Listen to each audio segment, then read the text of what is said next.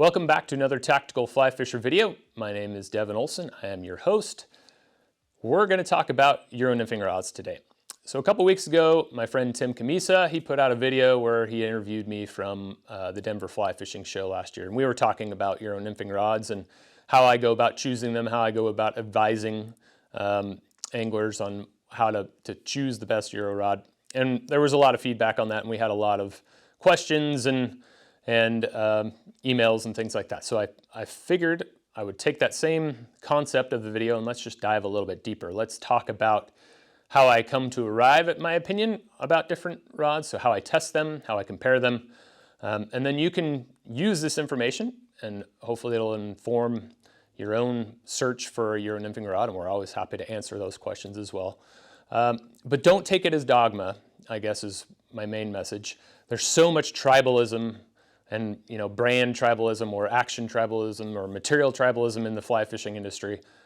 I'm not trying to convert you to my tribe today. I'm just trying to give you some information that might help you pick what I consider to be a good Euro nymphing rod at whatever price point you're trying to fit into. First, let's talk about how I compare Euro nymphing rods. So there's obviously the aspect of going out and fishing them and seeing how they feel, but the reality is we have many dozens and dozens and dozens of models of rods in our shop, and I can't fish them all. For one thing, I can't just buy them all and use them as demos that I can't then sell. So I usually have to pick the ones I like the most and fish those and have them in my own collection.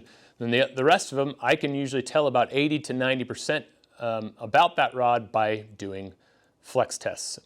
So a flex test is something we're going to show you here on camera, but basically a flex test is going outside and vertically flexing a rod, starting with a hard movement to a hard stop. So it's basically like vertically hard casting it without a line on.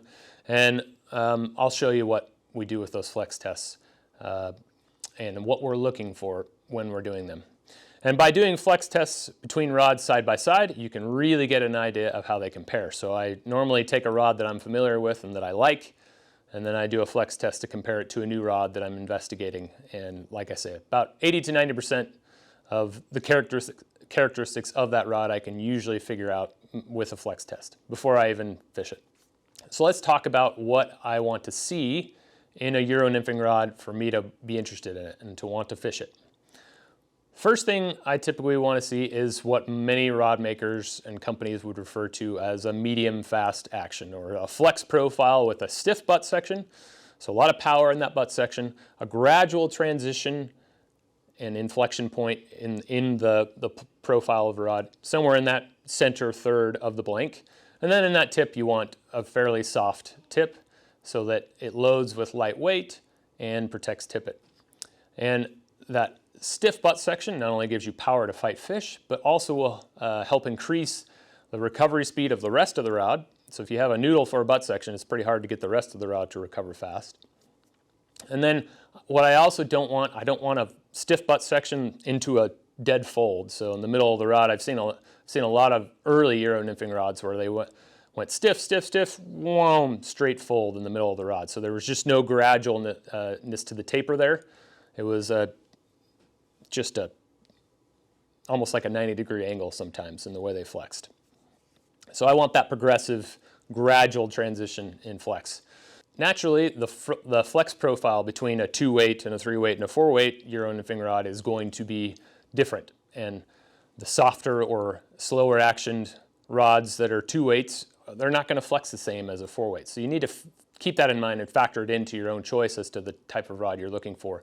But within that general power framework of 2-weight, 3-weight, 4-weight, I tend to want a fairly medium fast type action within those rods. Once you look at the flex profile of the rod, you want to look at the overall recovery speed. So what is recovery speed? It's pretty simple. When you go from that flexed state in the rod to the neutral state, how long does that take?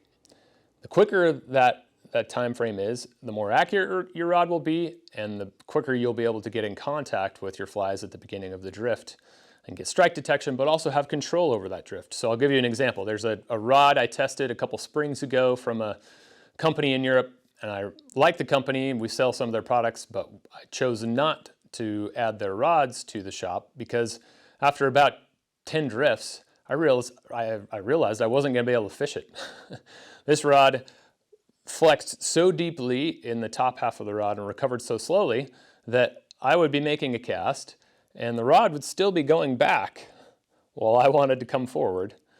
And then when I'd stop the cast up front, it was still behind me with half of the rod. And then when it, unflexed and reflexed again, it was just reverbing back and forth so much. The oscillation was out of control and it took forever. And the rod wouldn't come back to a neutral state. And I would make a cast and it would not land where I was targeting. It was inaccurate. And not only that, but I would start to make the drift and the rod was still moving back and forth as I was trying to make the drift. And that kills your drift. It kills your strike detection and it also moves your flies all over the place. So I just wasn't able to get control of the drift. I frankly hated the rod. So we didn't end up carrying it. But that's why you want a fast recovery speed. You want that accuracy and the early control of your drift that a fast recovering rod will provide.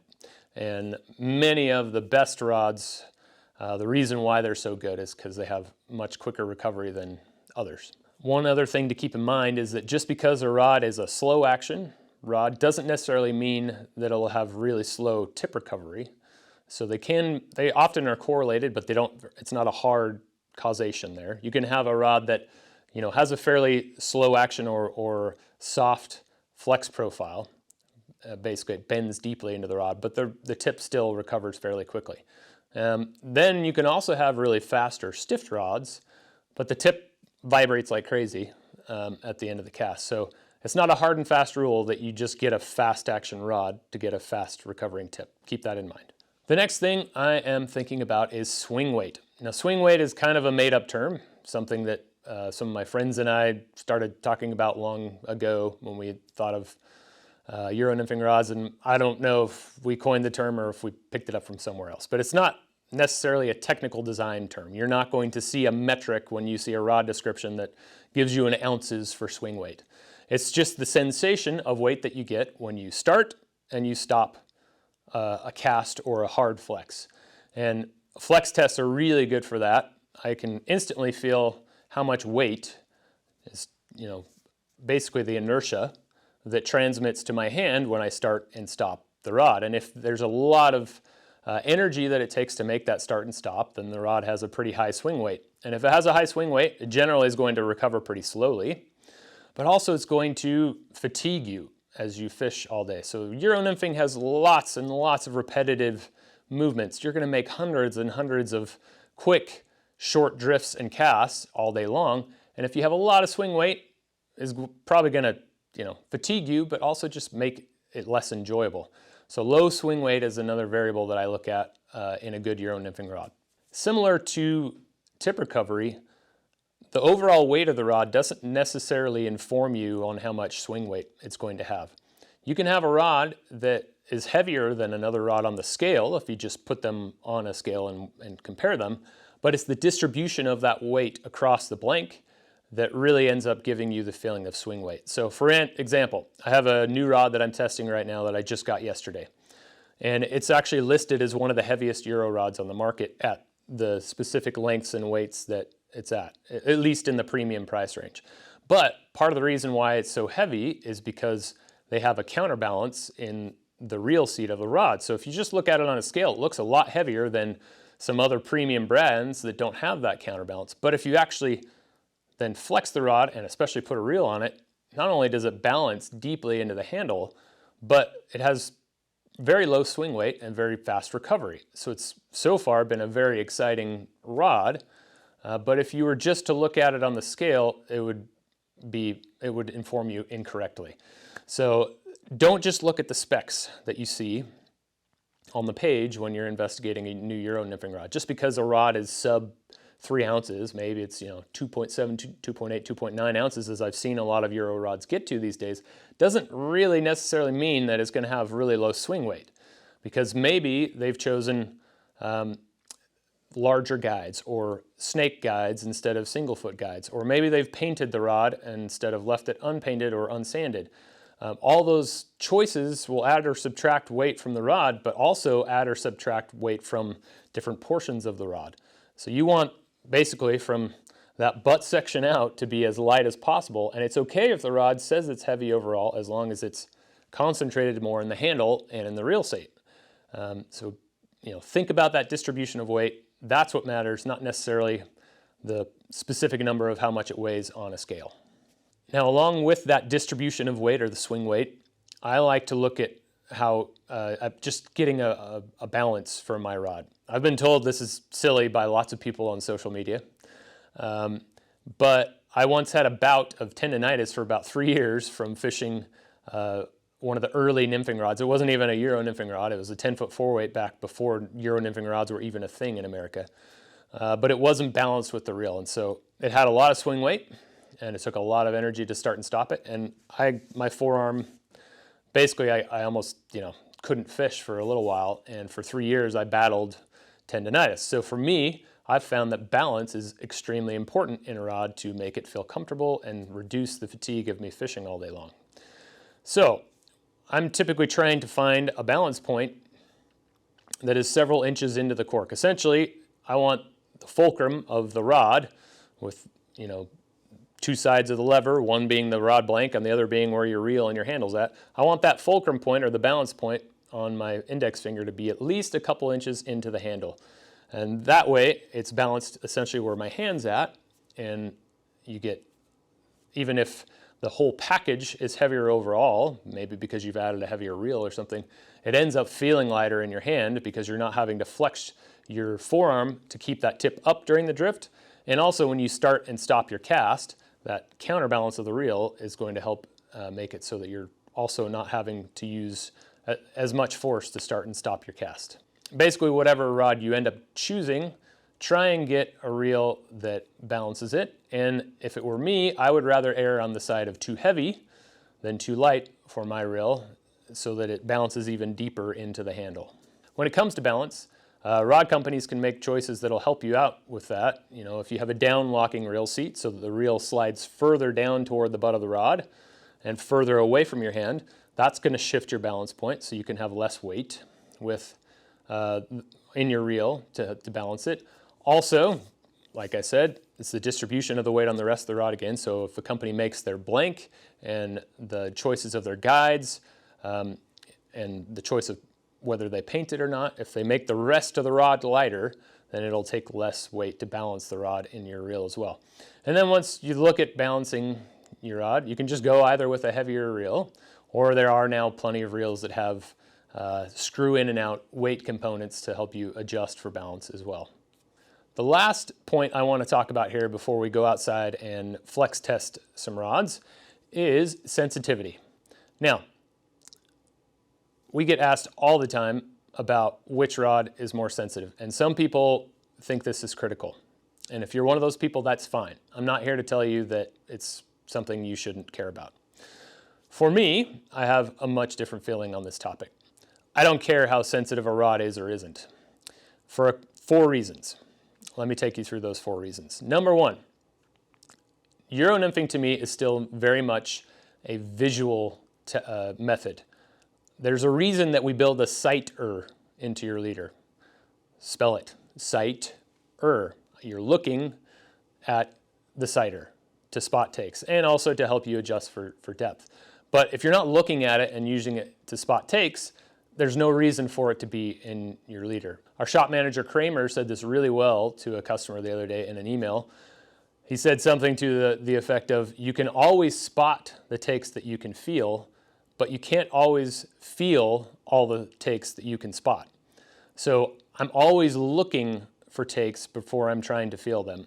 And I personally think that that's the best way to go about the method. If you're waiting until you feel takes, I don't care how sensitive your rod is, you're missing a lot of takes. The second reason why I don't really care about the sensitivity of the rod is that the leader has a far bigger effect on sensitivity than the rod will.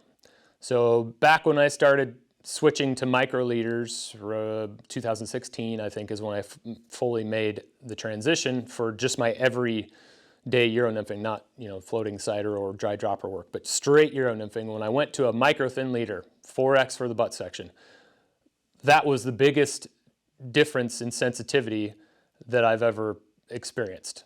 And I was fishing the same rod both before and after that leader transition. And since then, I can tell you that by going to a micro leader or as thin as you can go, you'll increase your sensitivity far more than you can going from one rod to another rod.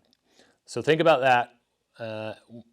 And that's one of the reasons why I think more about just the performance of the rod and the tip recovery and the swing weight and those aspects, because if you get those right, the rod usually tends to be pretty sensitive as well.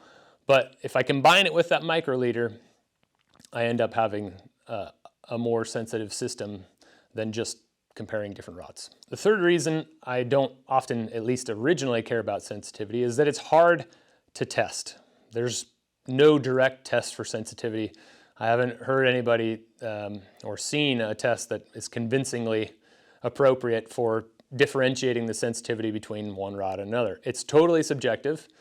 And while the feeling of swing weight is as well, that's a pretty direct sensation I can get in my hand that I can't get when I think about how sensitive a rod is until I've fished it for hours and hours and hours and had tons and tons of takes, and maybe had another rod that I'm also getting those takes side by side and trying to compare whether I can feel a difference. I don't have a good metric for how to separate sensitivity between rods without just lots of experience, and so I can't really tell anybody whether one rod is more sensitive than another. And so that's one of the reasons it's a hard question for us to answer, that I don't really feel I can, supply an honest answer to most people. Sensitivity has also been a big area of marketing for Euro rod companies, in which they've suggested sensitivity for being one of the reasons to buy their rod. And so I think a lot of people have associated what they feel with certain rods they've bought as being a more sensitive rod, simply because it's been suggested to their brain that that's what they should be looking for in that rod. That doesn't necessarily mean that one rod is more sensitive than another in my experience so far. Now, one of the rods I'm testing currently is really aimed at that, so I'm excited to give it a try and see if it really does make a difference in tactile sensation. So maybe I'll be eating crow in the next video and telling you that I'm wrong about this. But initially, it's one of the other reasons why I don't care much about sensitivity and why I can't tell people whether one rod is better than another in that framework. And like I said earlier, the fourth reason why I don't care much about sensitivity is that it seems to be correlated with tip recovery speed and swing weight. If a rod company has designed a rod that's already high performing in those two variables, if the tip recovers fast and there's low swing weight, it also seems to transfer energy to your finger more readily, thereby making it more sensitive. So basically, with that correlation, if I get a good rod in the other framework, I'll probably also have a sensitive rod. Okay, so now that I've beat the sensitivity drum into your head, and people are going to comment about how wrong I am, and that's fantastic. Lay the comments in about how wrong I am. Let's go outside.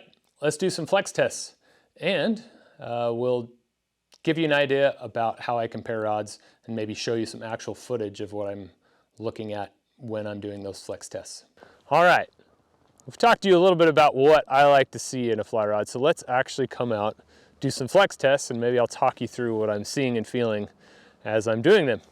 And we'd like to thank our great wall of snow here for hopefully giving you a backdrop where you can actually see the curve of the rod. So we're going to do some actual reviews on specific rods in follow-up videos. So I'm not going to mention the specific rods that I'm flexing here, just to keep you in suspense. But let's just say I have a very high-end rod, a premium rod, and I have a pretty low-end rod, fairly entry-level, and probably not one of the better entry-level rods if you ask me. So let's first just show you a flex test. So all I'm doing, putting the rod out in front of me, raising it a little bit, giving it a hard flex and a stop. And then the white snow on the ground also makes a good backdrop for me visually here. I can look at the actual curve of the rod as it is flexing and what shape it takes when I make that hard stop. That's what I'm concerned with. So what I see with this rod is kind of exactly like what want to see, or what I talked about. Pretty stiff, powerful butt section. That transitions all the way out until about the middle of the rod. The center ferrule is right here. So right about here. And that, when I look at it, that is maybe a couple inches in front of the inflection point of the curve on that rod. So it's really starting to curve around about when it gets to that center ferrule. And then up near the tip, you'll see that it's a fair bit softer, but it takes that progressive curve as it goes around. All right, so I have this other rod here. This one's a couple inches longer, but you can see it has a much deeper curve into it for the length of the rod.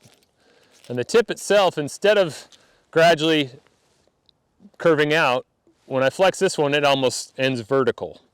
And when it takes that shape, I can feel it kick. Like I flex it and it lags behind my initial flex. Then when I stop, it hits and lags before it comes back. And I can actually feel the kick in my hand as that's happening. There's a whole bunch of reverberation in this rod where I can feel it almost shimmying through the entire blank. Whereas this one, I guess the sensation is a lot stiller if I were to describe it. There's no reverberation. I don't feel any extra vibration going through. It's dampened very well in that regard. And when I hit it and feel that stop and bounce back, the recovery on that tip is very swift and happens very steady, whereas this one is much, much slower. And I have a hard time actually getting it to come back to a straight position without really dampening the vibrations almost with my hand. And I also feel a heck of a lot more swing weight. Now all those things are correlated, right? The swing weight's going to lead to some of those problems, but also just the specific design of the rod is it's just not done as well. So when you're doing your own flex tests, or if you have questions about how we do them and how different rods compare, this is kind of what we do. We take one, flex it hard and stop it, look at that profile, feel the weight in our hand, feel the timing and whether we get that hard kick when the tip recovers, or do we feel it fairly light? Do we get that progressive flex curve? And how fast is that tip recovering in your hand? Are you feeling a whole bunch of vibrations? So those are things that I'm looking for when I do a flex test. One more quick example here for you. All right, now we have 3 rods here, all the same make and model, all premium rods, all the same lengths, but one is a 2-weight, one is a 3-weight, and one is a 4-weight. Let's just give you a quick look into what the flex pattern can look like when you're differentiating between different weights of rods. Now, in a traditional fly rod sense, the weight that is assigned to a rod is a number designed to reflect the amount of mass that it loads under. So you can go and see the actual scale of grain weights that rods are built to load under. Euro rods are a little bit different. It's kind of more just a general reflection of power, but since they're often not casting fly lines a lot, it gets muddled, I think, in the Euro nymphing world. So 3 weights don't always equal 3 weights, and 2 weights don't always equal 2 weights from a power perspective, like they might a little closer in traditional rods. But let's just take you through a 2, a 3, and a 4 weight here and let you look at the flex profile. Now this is a fairly soft 2 weight, especially at this length. But what you'll notice about this rod is that compared to the 3 weight in this model, I'll just give you a quick look at that flex again. It still is pretty stiff out through the center of the rod, but then it really kind of collapses. The top half of the rod is much, much softer. The swing weight's still really low because it's still the same carbon, and they still built it with the same components. So swing weight wise, it's still very low, but the flex profile, it's definitely softer and it flexes more than this 3-weight does right here. You can see that deeper bend. And then because of that deeper bend, it does take longer for that tip to recover. So stiffer rods do tend to recover a little faster because they're also not bending as deeply. Then we go to the 4-weight, and you can see much stiffer rod overall. It's stiff all the way until probably about 10 inches in front of the middle ferrule, whereas the 3-weight started to bend quite a bit, about 2 or 3 inches below the middle ferrule. So this one's almost rigid and straight until that, beyond that middle ferrule. And then you can see the tip on this never actually makes a near full curve around. It's still pointed out as much as down when you stop that flex. So drastic difference then when you get from that 4-weight to that 2-weight. So depending upon the type of rod you want for your intended purpose, those are some other characteristics between different weights of rods you could think about when you go to pick one or the other. For my own self, when it comes between these 3 rods, I like the shorter version of this 2-weight a lot in this model for small streams and smaller fish. I'm not as big of a fan of the longer 2-weight because I have a hard time being accurate with it, mainly because of the delay in that tip recovery. The 3-weight for me hits the sweet spot in terms of being able to load with light flies and rigs and still protect tippet, but still have enough power and quick enough tip recovery that I'm accurate with my cast and I can land larger fish. And then the 4-weight is kind of a trophy trout rod. It's really mainly for really big fish and really big water and jigging large heavy streamers or large heavy nymphs. So think about that when you go to pick your Euro rod, and if you have more questions about it, feel free to hit us up, send us an email, give us a call, and we'll help you out with whatever rod models you're looking at.